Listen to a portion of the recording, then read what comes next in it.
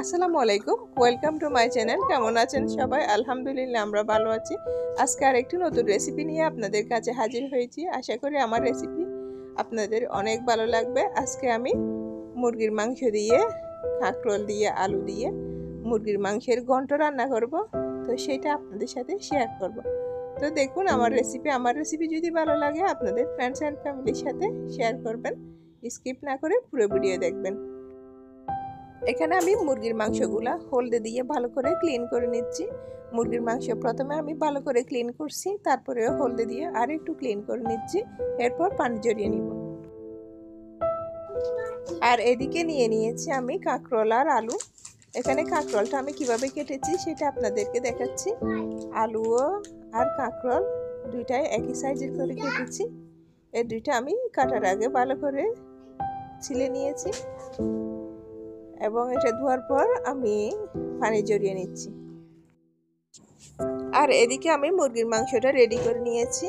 এখন আলু আর কাঁকরোলটা ভালো করে ধুয়ে পানি ঝরতে দিয়ে আমি মুরগির মাংসটা প্রসেসিংয়ে চলে যাব। আজকের মুরগির মাংসটা আমার জামাই রান্না করতেছে, হাতে মাখায় রান্না করবে। তো আপনাদের সাথে আমি শেয়ার করতেছি। এখন মুরগির মাংসটা ভালো করে পানি জড়িয়ে নেওয়ার পর একটা পাতিলে নিয়ে নিয়েছি। এখন এর মধ্যে আমি একে একে সব উপকরণ দিয়ে দিচ্ছি। এখানে আমি প্রথমে হলুদের গুঁড়া দিয়েছি, তারপরে এর মধ্যে পেঁয়াজ বাটা, আদা বাটা, রসুন বাটা একসাথে সব দিয়ে দিচ্ছি। এরপর এর মধ্যে আমি টমেটো কুচি দিয়ে দিচ্ছি। টমেটো কুচি দিয়ে এখন আমি জিরা গুঁড়া, ধনিয়া গুঁড়া সব দিয়ে দিব একে একে। আর এই মুরগির মাংসটা রান্না করার জন্য আমি একটা স্পেশাল মশলা বানিয়েছি। আজকে সেই স্পেশাল মশলা দিয়ে মুরগির মাংসটা রান্না করব। আমরা সব সময় দোকান থেকে আনা রাঁধুনি মশলার গুঁড়া দিয়ে মুরগির মাংস রান্না করি, বাট আজকে ঘরোয়া উপকরণ দিয়ে বানানো মশলা দিয়ে আমি মুরগির মাংস রান্না করব। এখন এখানে আমি ন্যাচারাল লাল মরিচের গুঁড়া দিয়েছি এবং এর মধ্যে কাশ্মীরি চিলি দিয়েছি এক টেবিল চামচ কাশ্মীরি দিয়েছি কারণ একটু কালার আসার জন্য। এরপর আমি পরিমাণ মতো লবণ দিয়েছি। এরপর আমি পরিমাণ মতো তেল দিয়ে হাত দিয়ে ভালো করে মাখাই এটা 20 মিনিটের জন্য রেস্টে রেখে দিব। এবং এর সাথে আমি বাকি শুকনো মশলাগুলো অ্যাড করে দিচ্ছি। এখানে আমি গোলমরিচ দিয়েছি, এলাচ দিয়েছি, দারুচিনি দিয়েছি, তেজপাতা দিয়েছি, রং দিয়েছি। আমি সব মশলা একটু একটু করে দিয়ে দিয়েছি। এরপর আমি এটা ভালো করে মেখে নিব এবং ডেকে 20 মিনিটের জন্য রেখে দিব। 20 মিনিট পর আপনাদের কাছে আমি আবারও ফিরে আসতেছি। 20 মিনিট পর আমি আপনাদের কাছে ফিরে এসেছি। এখন এটা আমি চুলায় উঠাই দিব।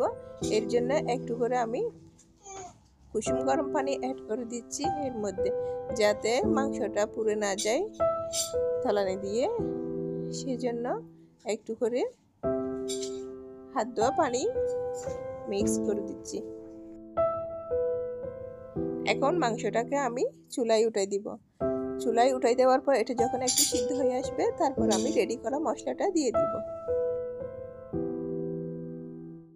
আর এদিকে আমি একটা অফ ক্যামেরায় মশলা রেডি করেছি। এখানে আমি দেশি জিরা আর শাহি জিরা দুইটাই মিক্স করে ব্লেন্ড করে নিয়েছি। এখন মাংসটা সিদ্ধ হয়ে আসছে, এর মধ্যে আমি এই মশলাটা দিয়ে দিচ্ছি, দিয়ে ভালো করে নেড়ে দিব।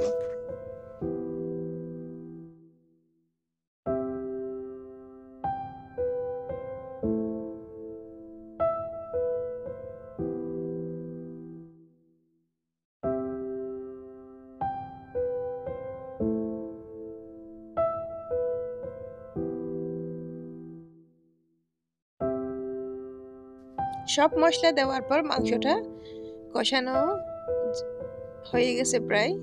এটা আরও একটু কষাতে হবে। এটা কালারটা কত সুন্দর আসছে আপনারা স্ক্রিনে দেখে বুঝতেছেন। এটা একটা দারুণ ফ্লেভারও বের হয়েছে। আমি আরও 10 মিনিট অপেক্ষা করব এটা আরও একটু কষানোর জন্য। তেলটা যখন উপরে উঠে আসবে তখন আমি সবজিটা দিয়ে দিব।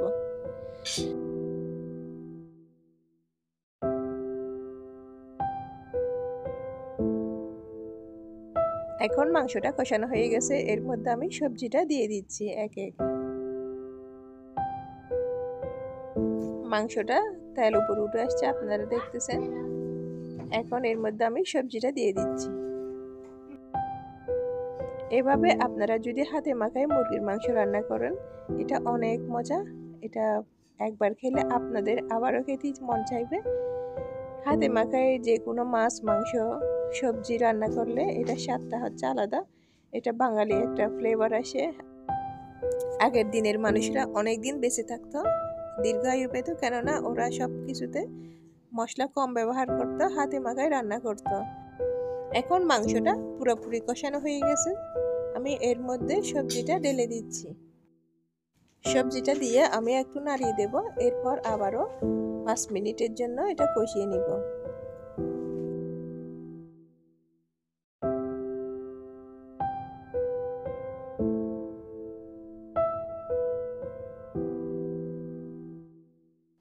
এখন সবজি আর মাংস দুইটাই রেডি হয়ে গেছে, সবজিটাও কষানো হয়ে গেছে। এখন এর মধ্যে আমি পরিমাণ মতো ঝোল দিয়ে দিব, কেননা এখানে যদি ঝোল দেওয়া না হয় সেক্ষেত্রে সবজিটা আরও একটু সিদ্ধ হতে পারবে না, খেতে ভালো লাগবে না।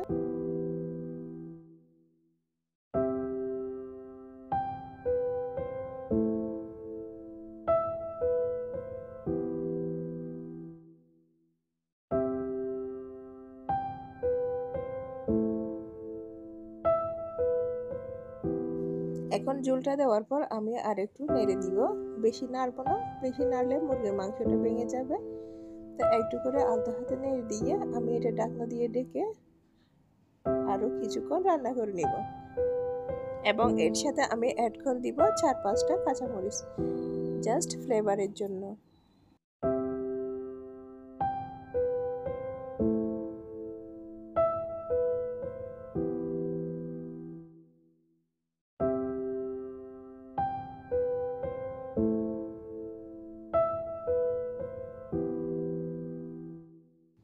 এখন সবজি, মুরগির মাংস দুইটাই হয়ে গেছে। এখন আমি চুলা থেকে নামিয়ে ফেলবো। নামানোর আগে আমি একটু করে ধনিয়া পাতা দিয়ে দিব।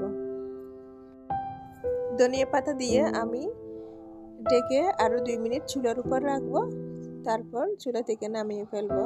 একটা কথা মনে রাখবেন, চুলা থেকে নামানোর সাথে সাথে তরকারির ডেকচি ঢাকনাটা খুলবেন না, সেক্ষেত্রে ফ্লেভার চলে যায়, রান্নার স্বাদ নষ্ট হয়ে যায়। তো আমি 3 মিনিট পর আপনাদের কাছে ফিরে আসতেছি।